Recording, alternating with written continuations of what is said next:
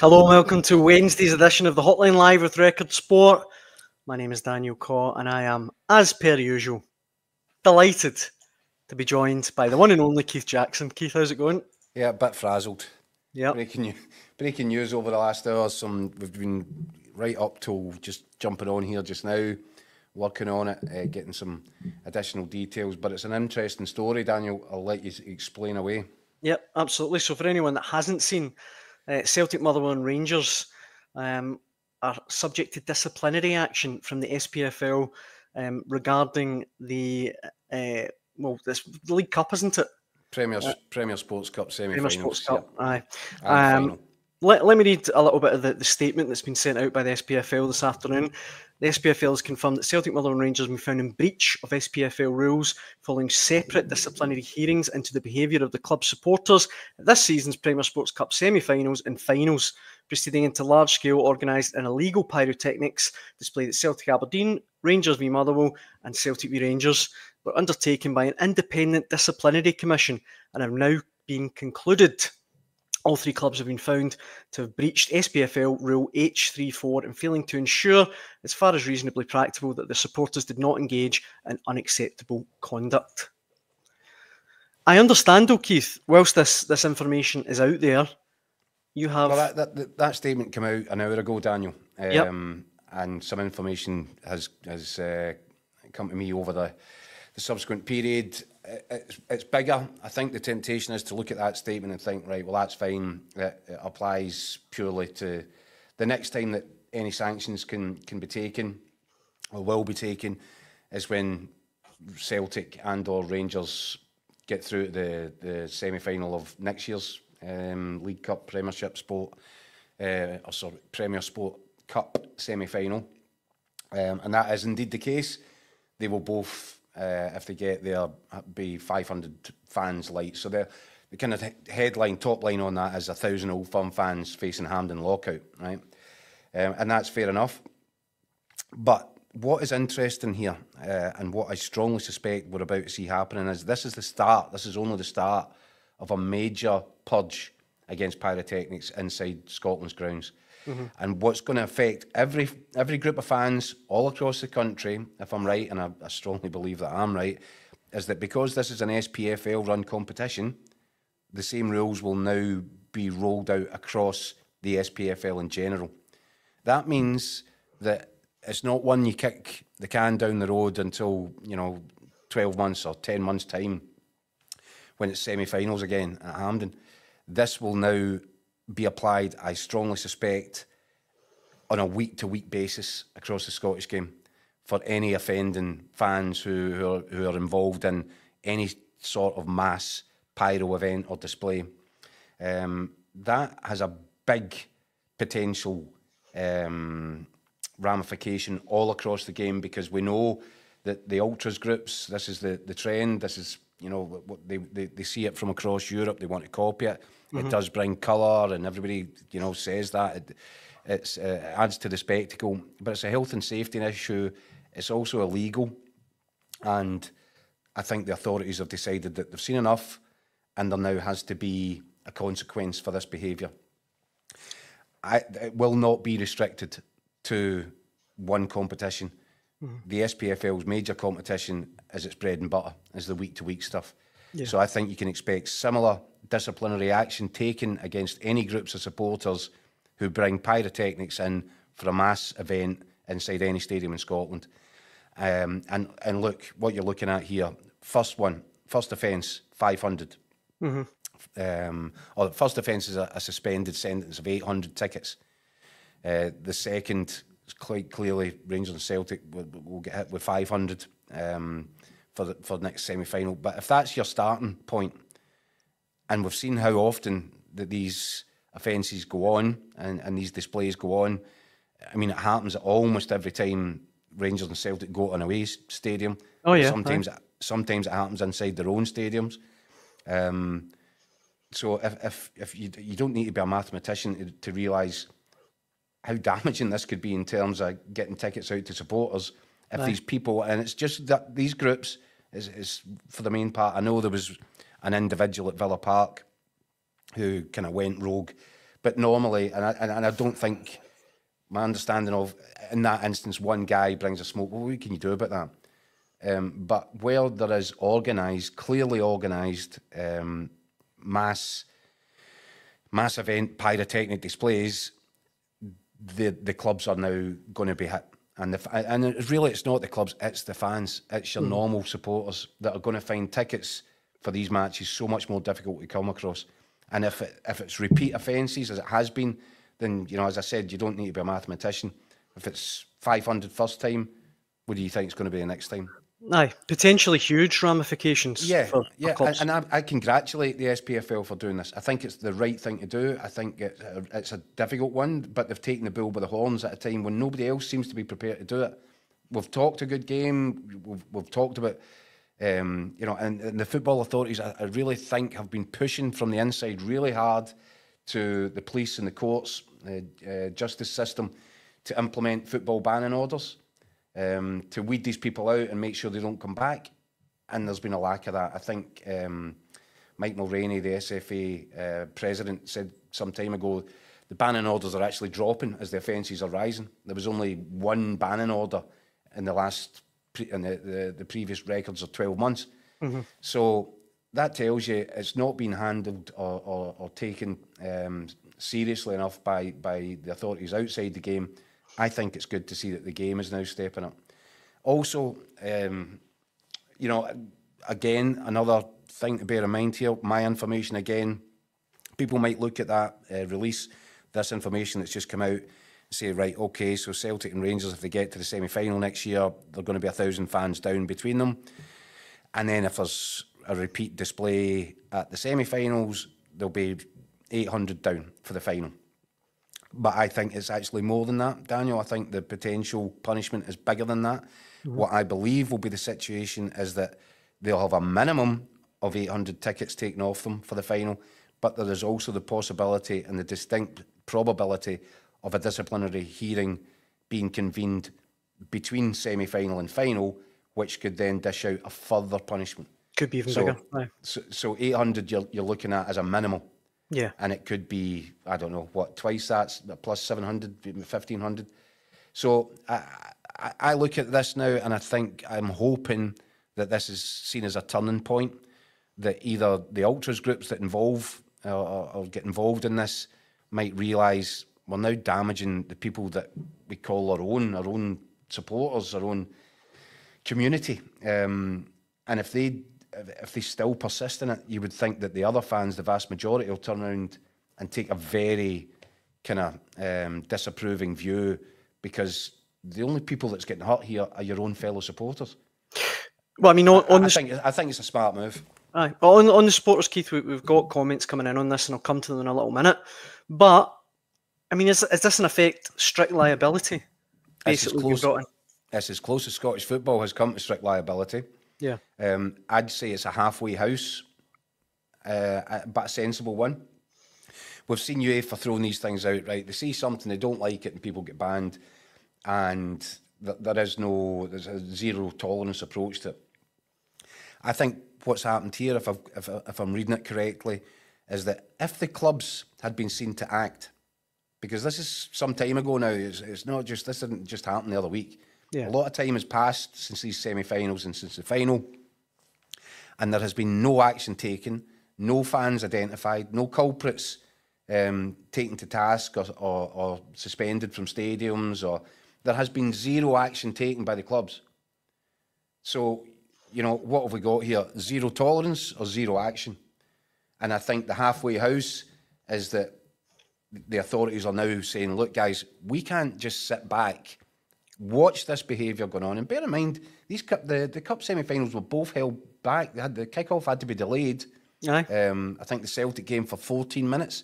I think Rangers Motherwell the following day had to be held back 5 or 6 minutes.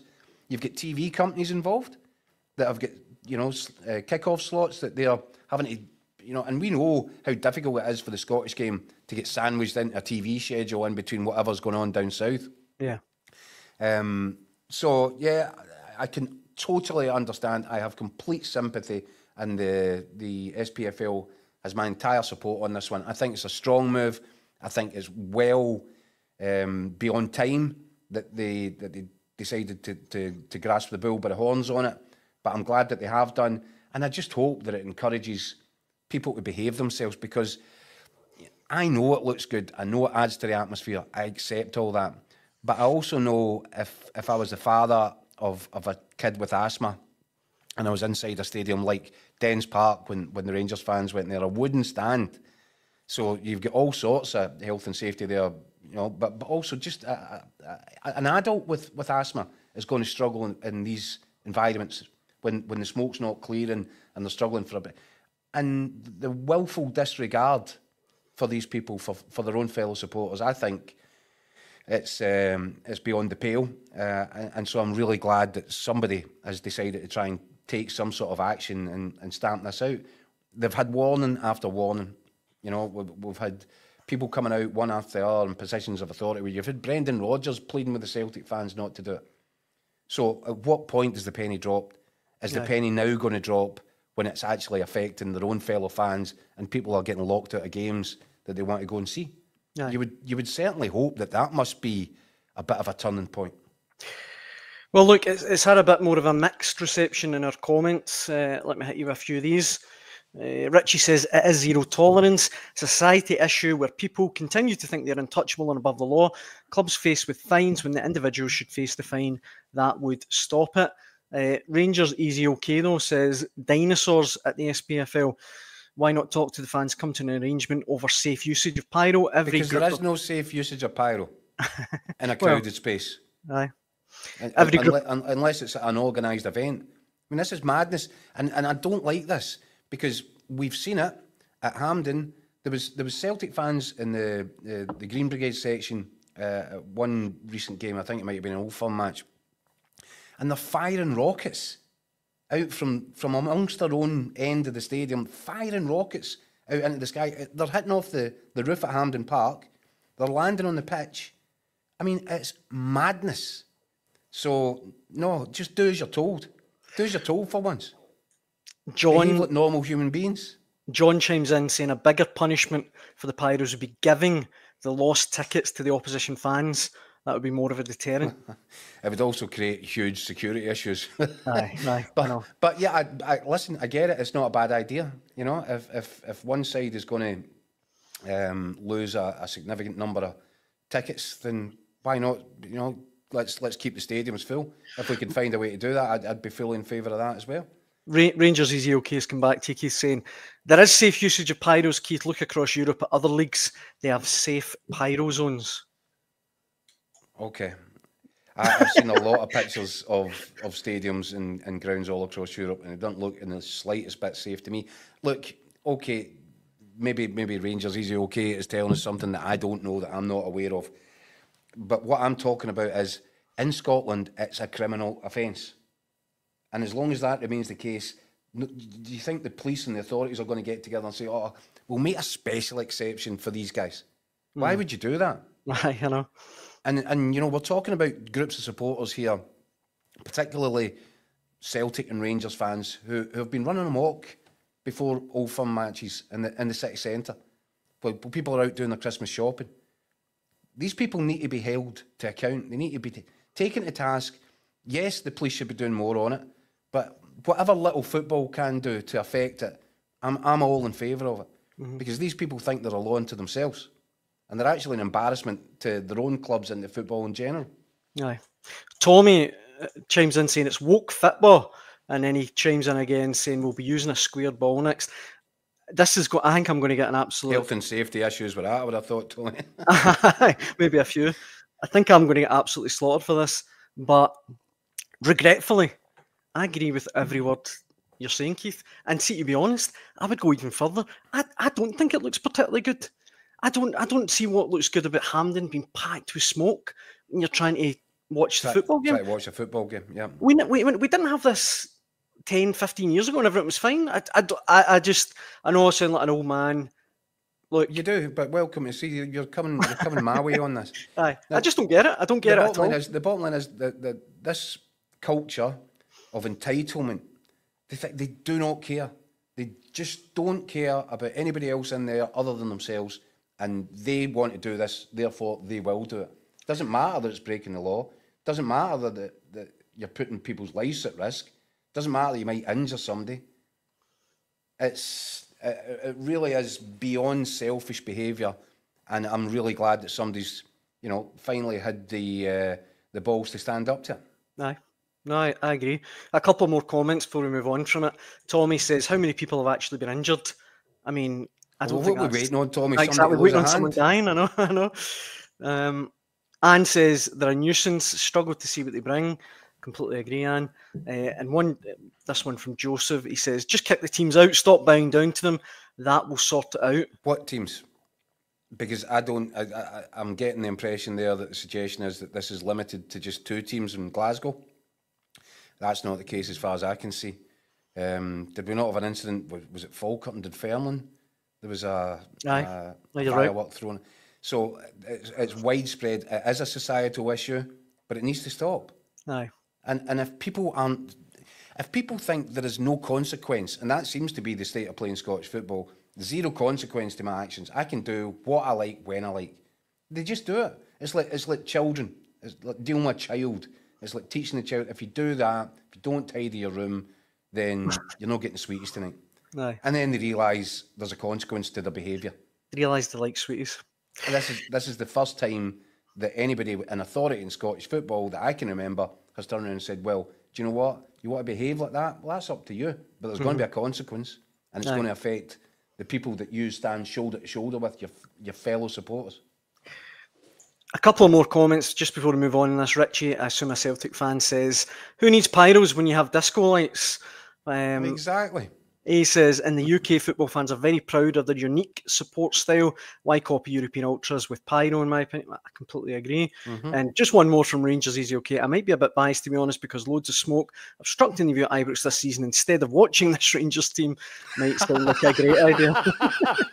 Which is, fair play, Rangers Easy OK. You've redeemed yourself with that. That's a very good comeback. However, we do have a Rangers game to talk about. I wonder if Rangers Easy OK will be lighting off pyro in his living room tomorrow night. He's actually come up with the perfect segue. So thank you, Rangers Easy OK, because obviously huge game for Rangers tomorrow night in the Europa League. The guys that are out there for Record Sport, Scott McDermott and Andy Newport. And what a blinder they've played today, by the way. I was going to say, they've obviously spoke to Jose Mourinho. As we're on live just now, they should be at the Rangers press conference. Yeah. We'll hopefully hear from one of the guys towards the end of the show, maybe. Yes, watch out for a challenge being thrown at them. So we've got clips, obviously, of Jose Mourinho, but we caught up with the guys earlier on in Istanbul. And shall we see what they were saying? Yes. Let's have a look. Joining in the Hotline Live all the way from Istanbul by Scott McDermott and Andy Newport. Guys, how's it going? Very well, very well. Are you guys? Not bad. Not bad. Listen, we're obviously having to do this as a pre-record because later on this afternoon, in fact, just when we're going on, when Hotline Live starts tonight, you'll be sitting with Barry Ferguson at, what's the name of the stadium again, boys? Well, let you try that one first then. Oh, is the Wi-Fi going? Wi-Fi's just gone. Fenerbahce Stadium. Yeah. Right, so now I'm going to set you a challenge. And Scott, you two have had an excellent day today already with what you've produced, and we're just about to talk about that. But I'm going to set you one challenge, if that's all right. Do you accept? Oh, I want to know what that is first. The challenge is that Barry Ferguson will be sitting down when we're going live at 6 o'clock tonight, and it would be brilliant if you could come back before we're off air at the back of 6 to let us know what the top line is, because I've got a funny feeling Barry Ferguson might have something interesting to say, which is not a million miles away to what we're just about to talk about, that's been said by Jose Mourinho today. Do you accept the challenge? Yes, why not? I'll be there. What a guy! What a guy! Never let you forget. Never lets the hotline confidence. down. Never lets the hotline down. But guys, sorry, go on, Keith. Go. No, I was going to say, Daniel, do you want to lead it? Because it's been a very, very interesting day over here in terms of the questions that have been asked and answered by Jose Mourinho. Aye, absolutely. I mean, Scott, it was lovely to hear your voice preceding Jose Mourinho's earlier on in the press conference. I just said before we come on here, I mean, can you imagine Jose Mourinho in Scotland? Imagine the carnage. It would just be brilliant. Oh, it'd be sensational. I mean, he was in brilliant form the day, wasn't he? Yeah. Honestly, the kind of twinkle was back in his eye, just as you'd expect. I mean, the room was, there must have been about 100 people in there, wasn't there? I mean, the press conference was mobbed, but you got the feeling that Jose quite liked the fact that there was Scottish people there, English speaking, big game against a British club. He almost he wasn't that interested in the Turkish question. No, he's quite dismissive. A couple of their lines wasn't particularly chatty, but as you say, he seemed to light up as soon as his friends from back home. It did look a little bit like he was doing a tap dance routine for the British media and for the cameras back home, as if there is a little bit of an itch that he wouldn't mind scratching back and let's just say British football, be that England, Scotland or wherever, lads. Yeah. Oh, but the two main lines in it were obviously the line about him possibly managing one of the old firm. And look, it's probably a legitimate question. We're talking about Rangers on the verge of a big takeover, so who knows who might be the next Rangers manager in the future. So it was worth asking it, and as you say, I mean, he bit on it right away and said, no, why not in the future? Because he was talking Rangers and Celtic up as huge clubs. He's a guy that's only ever really managed huge clubs in his career. So, what is he now, 62, 63, I think? So, it's maybe something he would look at in the future. And obviously the other line was quite funny. I mean, he was asked about Philippe Clement's opinion of him. For a couple of weeks ago when the draw got made, obviously Clement said he wasn't that big a fan of Jose's defensive style. And when he was asked about it, he started by saying, do you think I'm going to answer that? And then proceeded to answer it anyway. His own style. And clearly wasn't happy. I mean, it just shows you these things obviously get back. He's definitely heard about what Clement had said about him, and he wasn't too happy. He talked up Barry Ferguson, even said he'd get a tougher game against Rangers with Ferguson in the dugout. Boys, did he not say, I don't even know what his name is? Or... Aye, what's his name, aye? Yeah. Proceeded to mispronounce it, his first attempt as well, so... Yeah, I mean, the thing we know about Jose Mourinho is he's got a shelf life in a lot of clubs, usually 2-3 seasons, and then he gets that itchy feet. And I just wonder if he's maybe planting a seed if he fancies. I mean, he spoke so warmly about his time in Scotland, about obviously starting out at Largs where he did his coaching badges, and also spoke so warmly about both Rangers and Celtic as being two huge clubs with passionate fan bases. You look at the clubs he's been to, he's starting to sort of tick off these huge clubs from huge European hotbeds, passionate football cities, and I just wonder, obviously you asked the question, I mean, it does look like he might fancy a crack at it one day. Did you see it happening? I see it happening. I mean, you wouldn't do anything with Mourinho, would you?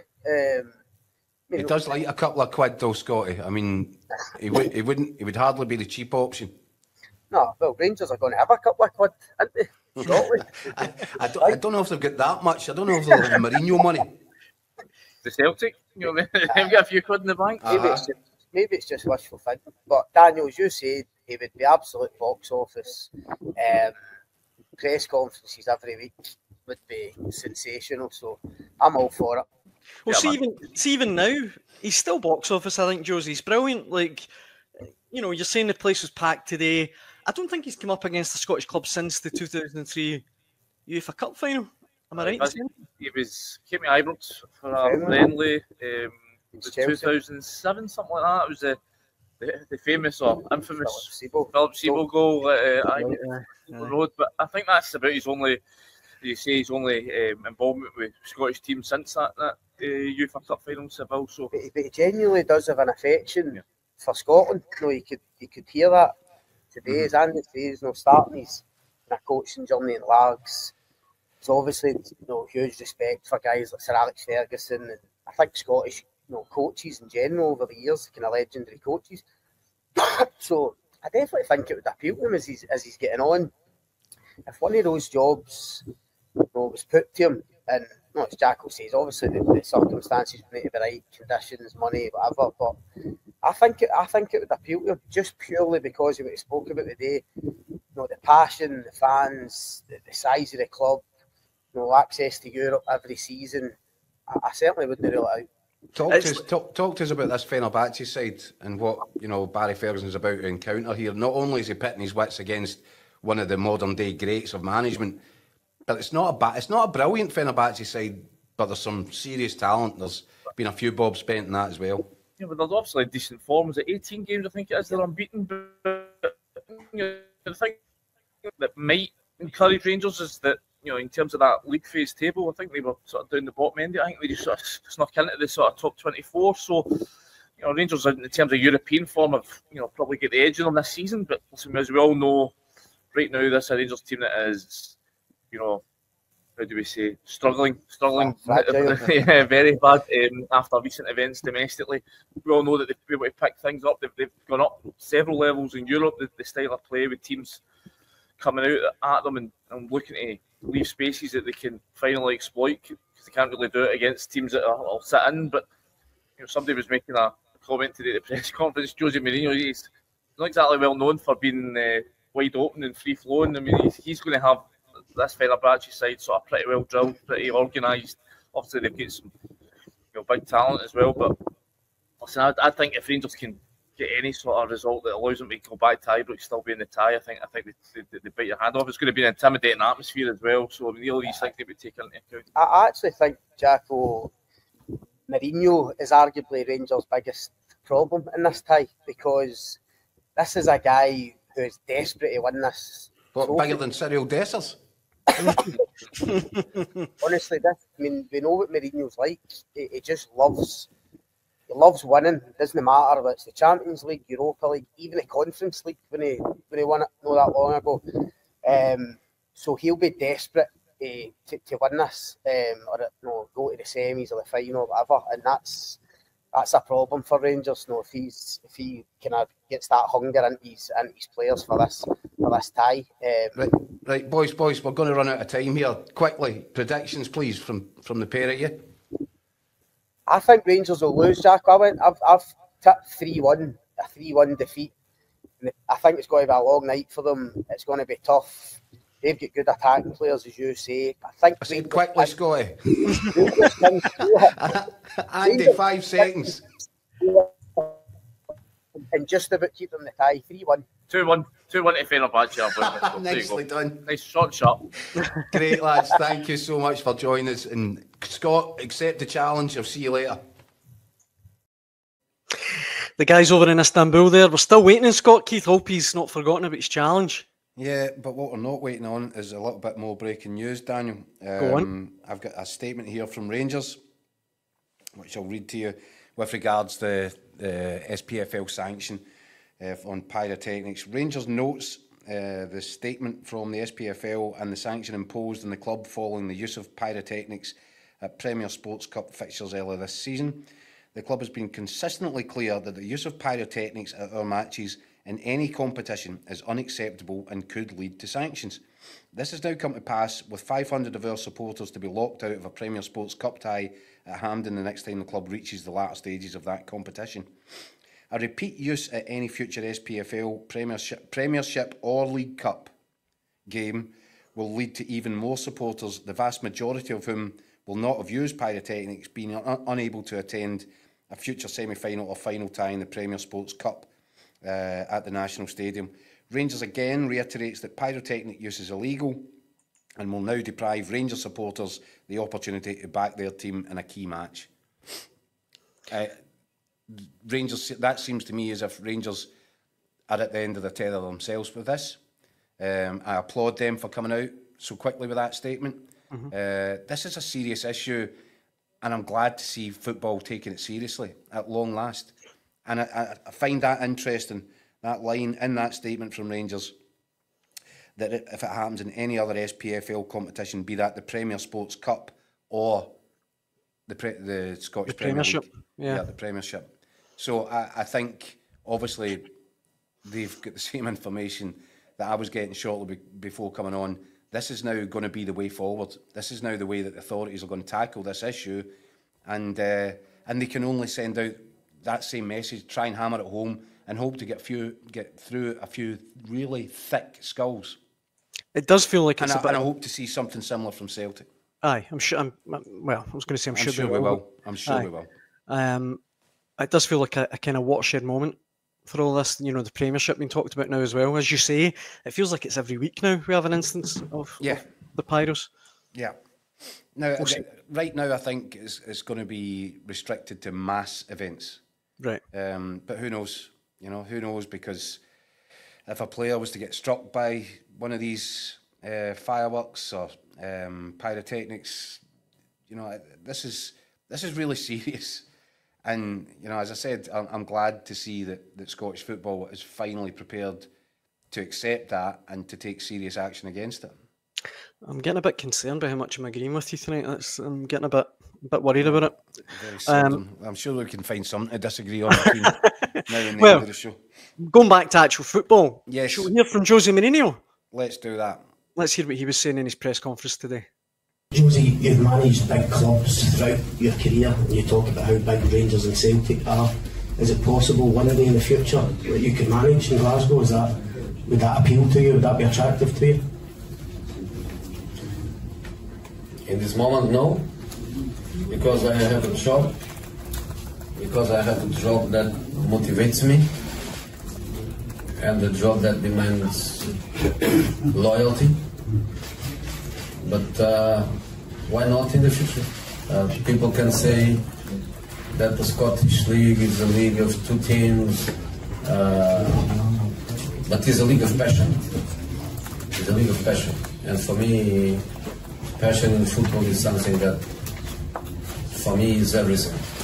For me, to play in empty stadiums, to play in competitions where there is not that fire of the passion, for me, it doesn't make any sense. And Celtic and Rangers, they are big clubs with big fan bases, with big emotion, big responsibilities, big expectations. Why not? But in this moment, I have a job. Celtic has a fantastic coach like Brendan. Rangers has Ferguson now, so full respect for them, and I'm not searching for a new job. Jose, Philippe Clement, who was the Rangers manager up until last week, he was asked about yourself when the draw came out, and he said that you're... To answer the question about Jesus and Håkan Brook, do you think I'm going to comment on what's his name? Philippe Clement. Philippe Clement. I'm not going to answer. Do you want to ask me another question? Okay, in terms of Rangers and Barry Ferguson, the now Rangers manager, what do you know of him and his career, and how much are you looking forward to coming up against him? Barry? Yes, Barry Ferguson. I know his history as a football player for Scotland, for Rangers.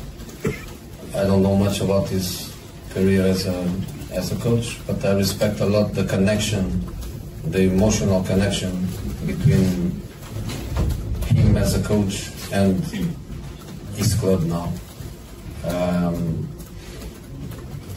I think that is a very important thing in a football club, is the connection between the fans and the coach. And you can tell me that he doesn't have much experience in European football as a coach. You can tell me all the negative things that you could find. I prefer to go on the positive side, and I think it's going to be much more difficult with him as a coach than with the previous coach, because the previous coach was more worried about philosophy than on the pitch. It's on the pitch that you win matches. It's not with philosophy. And for sure, Ferguson will be much more pragmatic, much more objective, and will be hard for us, but it's going to be hard for them. Keith, I love Jose. Honestly, I just think he's brilliant. If I'm not very much mistaken, when he says, "What's his name?" I think he almost said instead of Philip Clement, I think he almost said Philly Mignon. He definitely got it wrong, which he was probably about to have for his dinner tonight. Maybe he thought he was going to have Philip Clement for his dinner. That was an epic comeback, though. Almost like, who? Yeah, who's this guy? What are you talking about? But Barry Ferguson, I know him. Aye, I know. Yeah, I can go right through his record as a Scotland player and a Rangers player, and I know all about his connection to the club. Yeah, that was a bit brutal from Jose, but you know something, it was well deserved. I mean, seriously, who on earth did Philip Clement, what on earth was going through his mind when he thought it was a good idea, having just been drawn against Jose Mourinho, to say, I don't like his football? I know. He's very defensive. Madness. Very defensive. Philip Clement, this is a guy that toured halfway around Scotland for about 6 months this season, could hardly score an away goal. He's calling, Jose Mourinho, a two-time Champions League winner, a guy that's won titles in all the big leagues all over the continent, and he's questioning his style of play.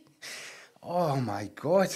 I think I said it before. If he was joking, Clement, that would have been really funny. That was like a good joke. But I fully expect. I don't know if Scott McDermott's going to meet his challenge. Right? I think he might let us down because I don't see any sign of him.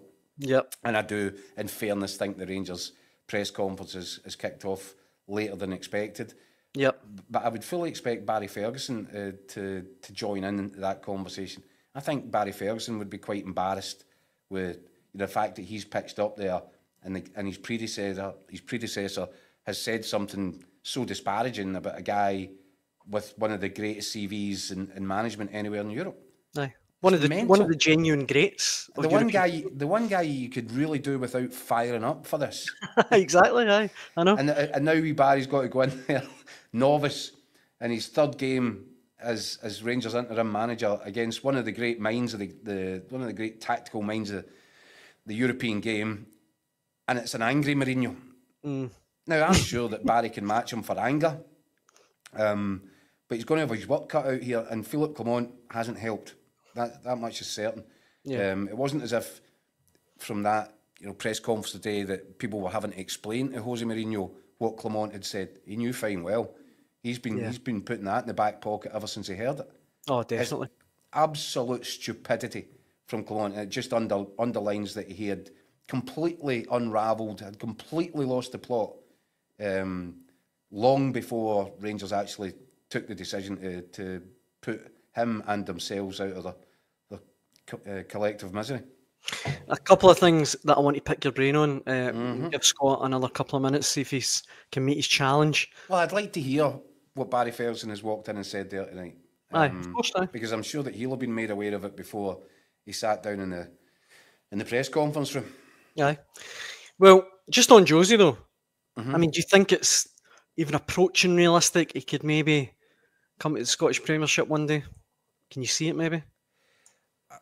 What are we talking about here? I mean, seriously, I know we Scots getting excited about the 49ers and the takeover.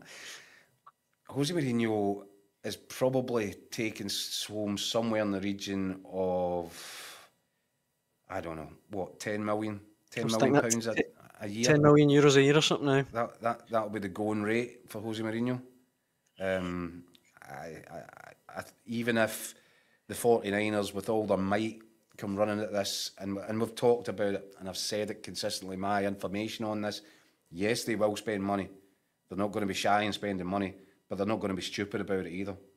It's going to be strategic. I don't think that they're going to, open up the bank vault and let Jose Mourinho walk in and help himself. And, I think Scott was saying about, and Jose Mourinho himself talked about passion and a club that he could, generate energy from. And I can see all that, but I can see him probably generating every bit as much energy if the Saudis offered him the sort of standard basic Mourinho rate. I think it would be crazy for Rangers or Celtic, for that matter, to be looking at, paying that sort of money. It would be great. The boys are right in terms of showbiz and the kind of wow effect that Mourinho would bring to Scottish football. I mean, it would be dynamite, wouldn't it? Jose Mourinho going up against Brendan Rodgers. But I think that one should be filed under very, very, very, very, very unlikely.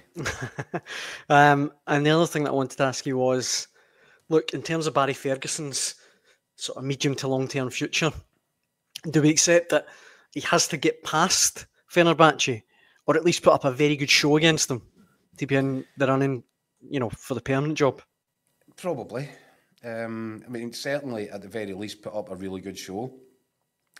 I don't know. Do you know what the impression I get is that I think that Barry Ferguson would want nothing more than to get a shot at this on a longer term basis. I'm convinced of it. In fact, I'm pretty sure, I can't even remember how many years ago it was, but I went down to do his first game as Blackpool interim manager. So I don't know, you're looking at probably over a decade ago. And I think I did an interview with him at that time where he spoke about this would be the dream. If I get into management, or it maybe when he took his first permanent job at Clyde, the dream for him would always be to go back to Rangers one day and fill that position. Now, he's got there by a fairly fortuitous route, it has to be said. It's almost like the crazy golf route to get there. It's not been a natural progression in a straight line, that's for sure. But he's there now. And I think for him, first and foremost, if I'm being really honest, I think he feels he's got 3 months here. And it might just be 3 months, but if it's only 3 months, he's going to do absolutely everything in his power to try and change what he's seen around Auchenhowie, the environment, the culture, the standards or lack thereof, and try and bring it back to much closer to what he remembers, what Neil McCann, what Alan McGregor, Billy Dodds remember from their time at the club. And I think that would be a fairly fitting legacy. If it's only 3 months, then if he could do something like that, I think he could walk away with his head held high, feeling good about himself and feeling as if he's made a difference. But that's not going to, let's not conflate the fact that's not going to change that in Barry Ferguson's mind tonight as he goes to bed in Istanbul. He'll have this thing and he said, if I can beat him, if I can put a Rangers team out here, if I can get my tactics right, and by the way, I think he would accept himself that he's been held a bum hand, given the standard of performances, given the sort of lack of quality in that squad. I think he would say himself that it's hardly an ideal hand to go and sit down and play a game of poker against Jose Mourinho. So all the odds are stacked against. But if he can, football has got a habit of throwing up these, and Rangers have got a habit of doing silly things on Thursday nights. If he could get a result that keeps the second leg alive, that means they're not just turning up for a damp squib in the return leg at Ibrox. Yeah, I think that'd be enough. And I even at that say that's going to be a big ask in itself. I personally, I'm tipping 2-0 Fenerbahce. But if Rangers could get a 1-goal defeat, a draw, a draw would be an absolutely sensational result. But as I said, having been dealt a really bad hand, this is the one guy you don't want to be sitting across a card table. Aye, I agree with you. Look, I can't really see past a Fenerbahce victory tomorrow night, but see with this Rangers team, you never know, and especially in the Europa League, you never know. Like you say, if they can keep it alive, going back to Ibrox, that would constitute a major success. Aye, I agree. Aye, definitely. Well, actually, I should say for everyone watching, we'll be back for tomorrow night's show a little later than usual. We'll be back around 8 p.m. rather than 6 after the game, because of course it's a 5:45 kickoff. Which is good for us, Daniel, isn't it? It means that we're not turning up in the pyjamas again. Exactly. With that in mind, this is the last time we'll obviously be on air before kickoff. You're going for 2-0 Fenerbahce, is that correct? I think so, yeah. Okay. You? Annoyingly, I was going to say 2-0. I'll say 2-1. Is there anything you're not agreeing with me tonight? I know. I'm the new Scott McDermott. Oh, that's poor. That's sacrilege. Actually, I wanted to ask you this before we finish. Who's going to win the Champions League? Liverpool. That's a stupid question. Oh, I forget you're a Liverpool man. I'm going home to watch them put PSG out tonight. I think it's going to be Atletico Madrid. Yeah? There you go. Okay. Take that to the bank. Okay. On that note, I think that brings us to the end of Wednesday's Hotline Live with Record Sport. Thanks so much for watching. Thanks again for all the comments. We really appreciate it. And as I say, we'll be back to do it all again at 8 p.m. tomorrow night, when hopefully I won't agree with Keith anywhere near as much. Keith, thanks so much. Cheers, Daniel. And thanks for watching at home. Cheers.